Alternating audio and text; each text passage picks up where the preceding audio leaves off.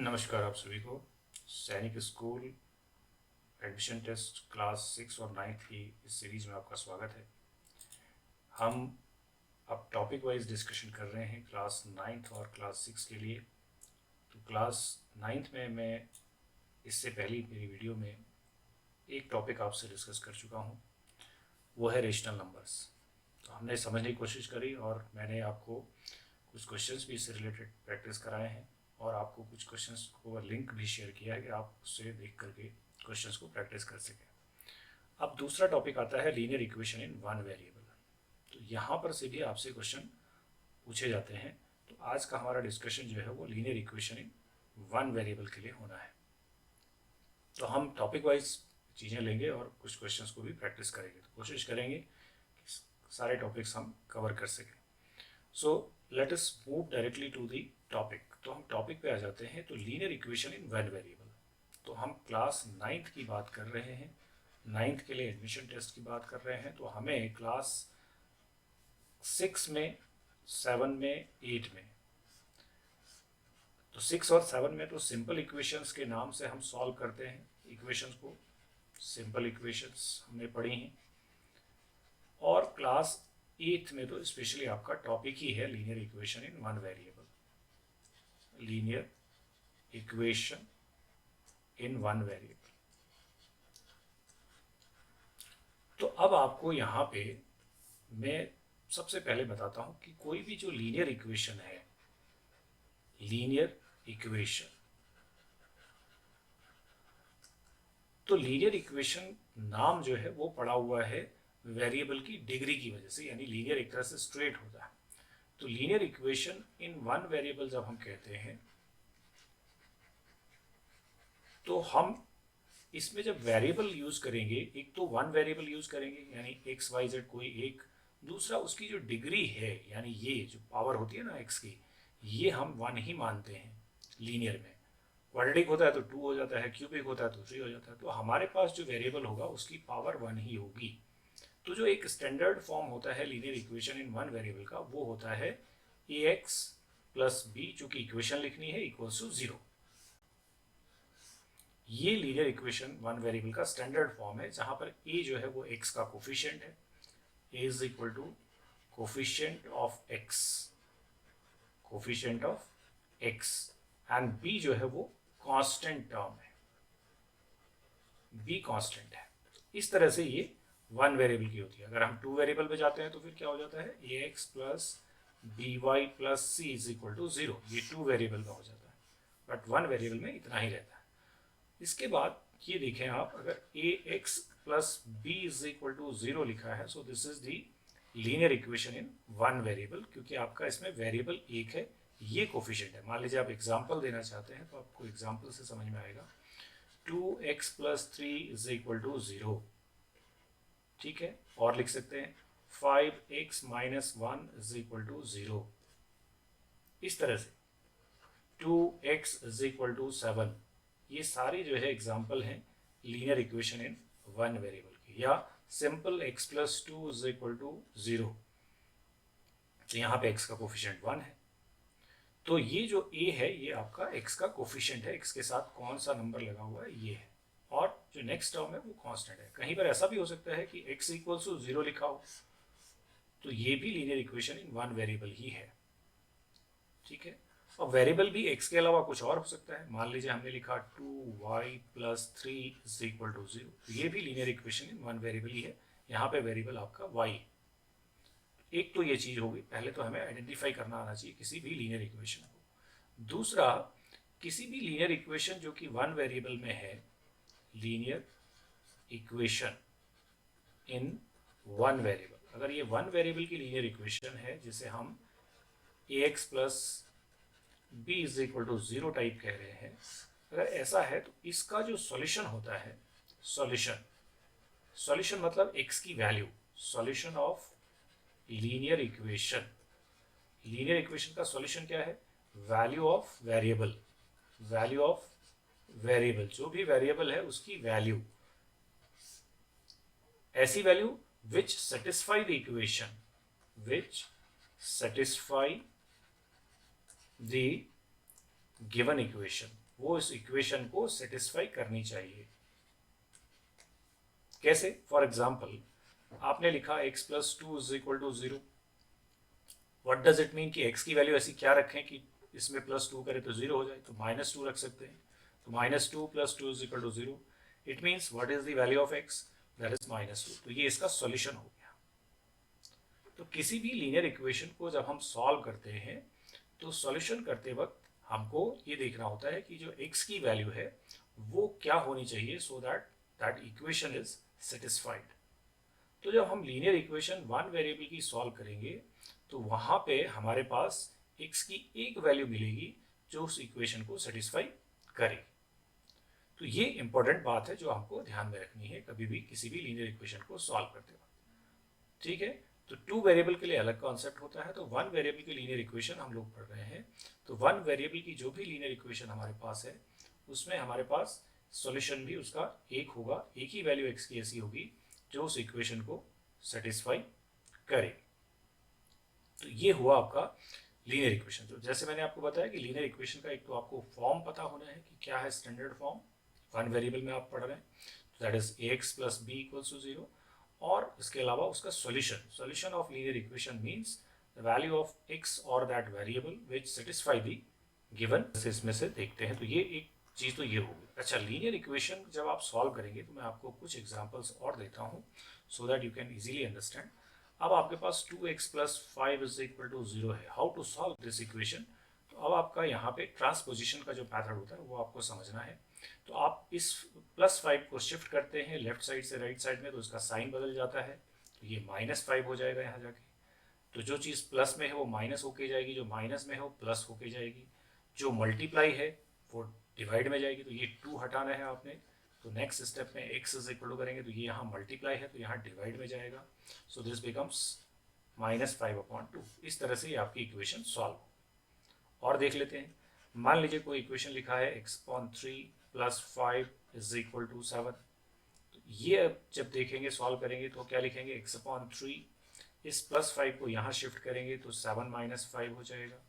This implies x/3 is equal to 7 minus 5, ये 2 हो जाएगा। फिर आपका 3 जो है डिवीजन में है तो मल्टीप्लाई में जाएगा। तो x is equal to 2 into 3, ये 6 हो जाएगा। तो इस तरह से हम इक्वेशंस को सॉल्व करते हैं। तो ये सिंपल भी हो सकती है इक्वेशन और थोड़ा सा कॉम्प्लिकेटेड भी हो सकती है। तो आपको ये चीज़ें ठीक से समझनी है। तो लीनियर इक्वेशन में आपको फॉर्म करना और उसको सॉल्व करना दोनों ही चीज़ें आनी चाहिए। How to form a linear equation for a given problem and how to solve it. तो सॉल्यूशन उसका फाइंड आउट करना, यानी उसमें जो भी वेरिएबल इन्वॉल्व है उसकी वैल्यू फाइंड आउट करना है। तो ये बात हुई आपकी एक सिंपल वन वेरिएबल की लीनियर इक्वेशन जो कि इस फॉर्म में आपके पास है। अब इसमें क्वेश्चंस जो पूछे जाते हैं वो कैसे होते हैं, जरा उन क्वेश्चंस को देखने की कोशिश करते हैं, तब आपको चीज़ें समझ में आएंगी, क्योंकि कॉन्सेप्ट वाइज कोई बहुत ज़्यादा चीज़ नहीं है। तो हम अब क्वेश्चंस को देखते हैं कि क्वेश्चन किस तरह से यहाँ पे हमारे पास इसमें होंगे। तो हम मूव करते हैं क्वेश्चंस की तरफ। तो हम एक टॉपिक ले लेते हैं जो कि हमारे पास लीनियर इक्वेशन का ही है, ये हम ले लेते हैं। तो इसमें हम देखने की कोशिश करते हैं कि कैसे क्वेश्चंस यहाँ पे हमें पूछे जा सकते हैं इस टॉपिक से। तो लीनियर इक्वेशन के लिए आपको क्वेश्चंस को प्रैक्टिस करना पड़ेगा। बहुत सारे क्वेश्चंस हमारे पास हैं इसमें, और ये मैं आपको बार बार कहता हूँ कि आप जब एनसीईआरटी टेक्स्ट बुक को देखेंगे तो आपको उसके बाहर कुछ जाने की ज़रूरत पड़ती नहीं है, अगर आपने इसको ठीक से समझ लिया और कर लिया तो। देखिए, ये कुछ सॉल्व एग्जांपल्स हैं, पहले यहीं से पढ़ते हैं आगे। If x equals to a, then which of the following is not always true for the integer k? अब x इक्वल्स टू k है, a है कह रहा है हमारे पास, तो इनमें से क्या ट्रू नहीं है? मतलब अगर हम इनको दोनों तरफ k से मल्टीप्लाई कर ले, kx इक्वल्स टू k, ये तो सही है। अगर हम इसमें डिवाइड कर दें k से तो x upon k is equal to a upon k, ये भी ठीक है। हाँ, अब यहाँ पे क्या होगा, ये ठीक कैसे नहीं है, अब इसको देख लेते हैं। x इक्वल्स टू a आपकी वैल्यू है। अगर मान लीजिए ये क्या हुआ कि अगर मान लो 0 हुआ k की वैल्यू, ठीक है, एन इंटीजर कह रहा है ना, तो ये 0 अगर आ जाएगा k की वैल्यू यहाँ पे, तो ये नॉट डिफाइंड हो जाएगा, ये भी नॉट डिफाइंड हो जाएगा nd, और ये भी नॉट डिफाइंड हो जाएगा nd। तो ये आपका फॉल्स है। बाकी आप माइनस कर लीजिए और प्लस कर लीजिए, सब चलेंगे। तो डिवीजन आप नहीं कर सकते, इसलिए यही ऑप्शन इसका करेक्ट ऑप्शन है, बी ऑप्शन। तो ये आपका इस तरह से आपको चीज़ों को समझना है। अब ये देखिए नेक्स्ट क्वेश्चन क्या है, ये है if 3x minus 4 and then 64 minus x, ये क्वेश्चन हम नोट कर लेते हैं क्या है। ये लिखा है 3x minus 4 into 64 minus x is equal to 10। तब x की वैल्यू क्या होनी चाहिए, तो आप सिंपल सॉल्व करिए इसको। अभी अभी जैसे मैंने बताया था 3x माइनस 4 से मल्टीप्लाई करेंगे, 4 4 जा 16, 4 6 जा 24, 25, माइनस और माइनस मल्टीप्लाई होंगे तो प्लस 4x हो जाएगा इज इक्वल टू 10। तो अब ये 3 और 4x आपके ऐड हो जाएंगे, तो 7x इज इक्वल टू हो जाएगा 10 प्लस ये शिफ्ट होगा उधर, तो 256 प्लस का होके जाएगा। 7x इज इक्वल टू 266 और x is equal to 266 divided by 7। तो 7 से डिवाइड करके देखते हैं, 7 3 जा ये 21 है, 5 बचेगा, 7 8 जा 56 है। तो डी ऑप्शन इसका करेक्ट है, 38 वैल्यू हमारे पास आ रही। ठीक है, और आगे देखते हैं क्वेश्चंस को। 15 एडेड, अब ये फॉर्मेशन की मैं बात करता हूँ, तो 15 added to thrice a whole number gives 93।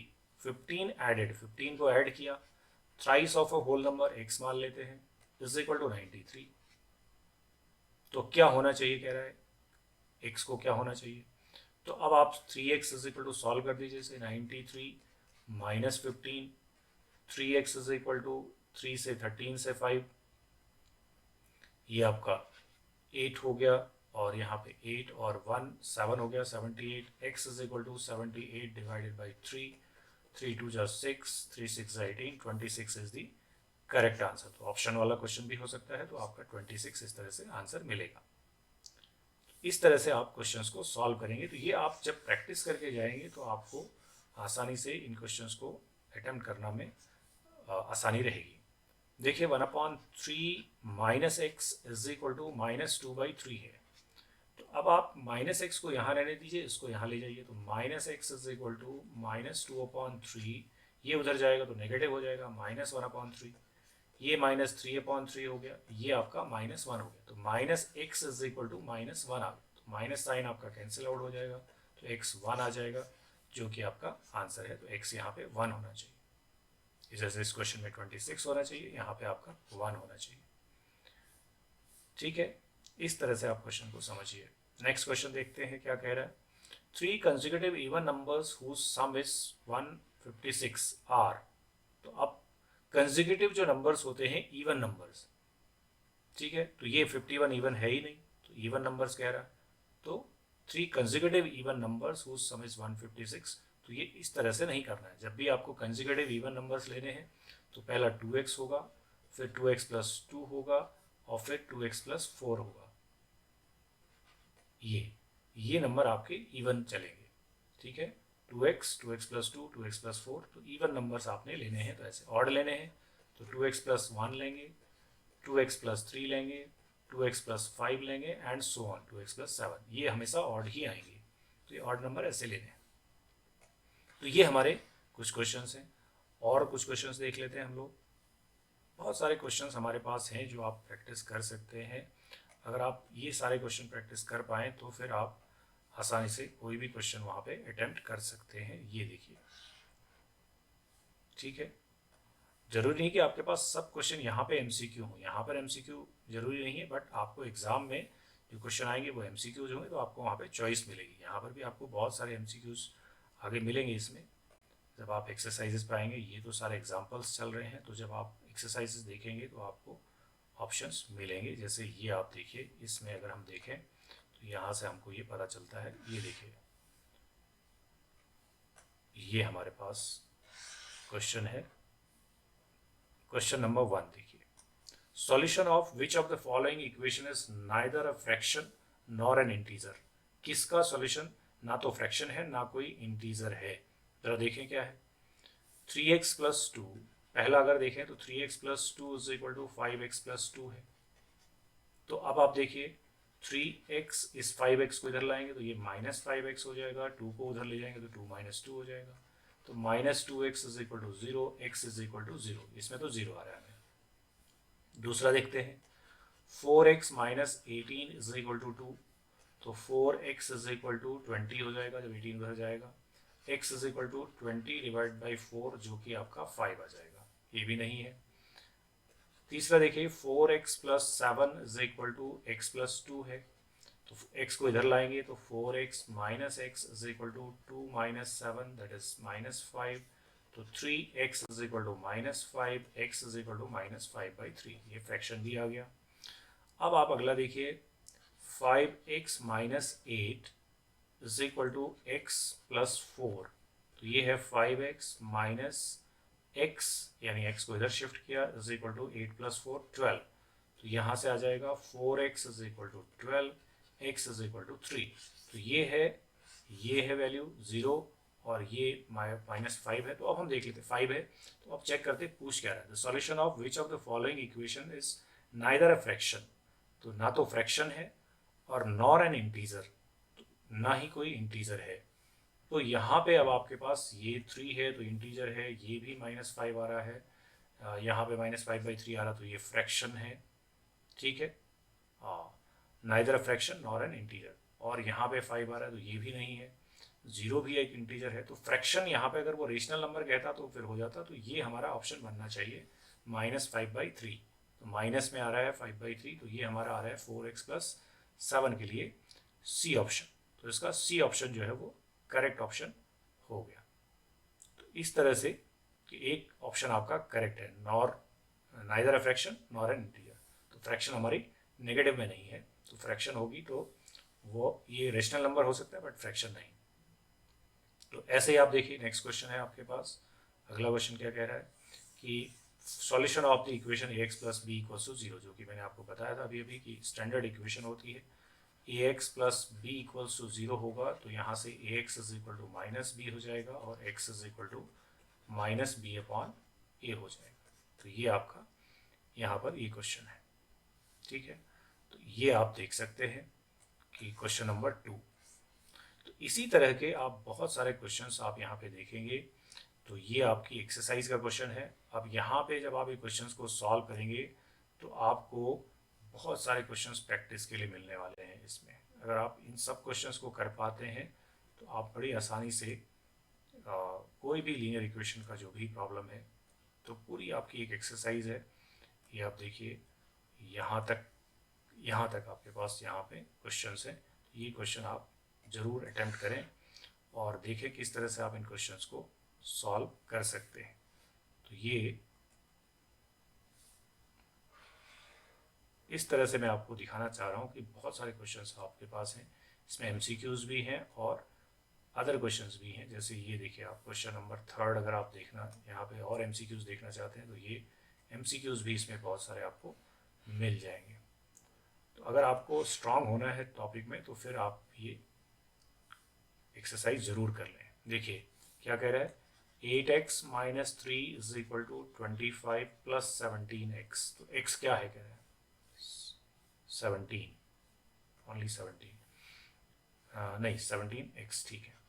तो अब हमारे पास 8x - 17x हो जाएगा क्योंकि ये इधर जाएगा और ये इधर आएगा, तो ये हो जाएगा 25 + 3, तो 8 - 9 बचेगा, -9x इज इक्वल टू ये हमारे पास आ जाएगा 25 + 3 दैट इज 28, ठीक है, यहाँ से 9, x इज इक्वल टू 28/-9। अब 28/-9 जो है वो एक रेशनल नंबर है, फ्रैक्शन भी नहीं है, इंटीजर नहीं है, फ्रैक्शन नहीं है, कैन नॉट बी सॉल्व नहीं है, रेशनल नंबर है, तो C option is the correct option. The shifting of number from one side of an equation to other side is called transposition, ये ट्रांसपोजिशन कहलाता है, एक साइड से दूसरी साइड में शिफ्ट करना। 5x/3, अब देखिए क्वेश्चन नंबर 5 देखिए, 5x/3 - 4 is equal to 2x/5। अगर सॉल्व करना सीखना है तो आप इस तरह के क्वेश्चन को जरूर करें। द वैल्यू ऑफ 2x - 7, बहुत ही अच्छा क्वेश्चन है। x की वैल्यू पहले निकालेंगे आप इसमें से, तो x कैसे निकालेंगे, 5x/3 माइनस, इसको इधर लाइए 2x/5, इस -4 को उधर ले जाइए जो कि +4 हो जाएगा उधर जा करके। देन एलसीएम ले लेंगे, 15 हो जाएगा, 3 5 जा तो 5 5 जा 25x हो जाएगा, -5 3 जा 3 2 जा 6x हो जाएगा, इज इक्वल टू 4। 25 से 6 कम करेंगे तो ये 19 आपका बचेगा, 19x is equal to 15 multiplied by 4। अब यहाँ से आपका x की जो वैल्यू है वो आ जाएगी 15 मल्टीप्लाइड बाई 4 अपॉन 19, ये हो जाएगी। अब आपसे पूछा है कि 2x माइनस 7 की वैल्यू क्या होगी, तो 2x माइनस 7 देख लेते हैं। 2 इंटू एक्स मतलब 15 इंटू 4 अपॉन 19 माइनस 7, तो इसको सॉल्व करते हैं। तो ये कितना हो गया, 15 4 जा 60 2 जा 120 अपॉन 19 माइनस 7, ठीक है। तो ये 120 माइनस ये 19 7 जा आप करिए क्योंकि एलसीएम लेना है आपने यहाँ पे, तो ये होता है 7 9 जा 63 7 1 जा 70 133 अपॉन 19। तो ये बचा माइनस का 13 अपॉन 9, तो आप देखेंगे ऑप्शन माइनस का 13 upon 9, so B option is the correct option. तो इस तरह से आपने सॉल्व करनी है क्वेश्चंस को और ये सीखना है सॉल्यूशन। अभी आगे इसमें वर्ड प्रॉब्लम्स भी आएंगी बहुत सारी। The value of x for which this becomes equal, ये आप सारे क्वेश्चंस को प्रैक्टिस करेंगे इसमें। तो इस तरह के क्वेश्चंस आपको लीनियर इक्वेशन में सीखने हैं। इसके अलावा मैं जैसे आपसे कह रहा था कि आपको वर्ड प्रॉब्लम्स भी मिलेंगी। वर्ड प्रॉब्लम पे क्वेश्चन जरूर आपसे पूछे जाते हैं।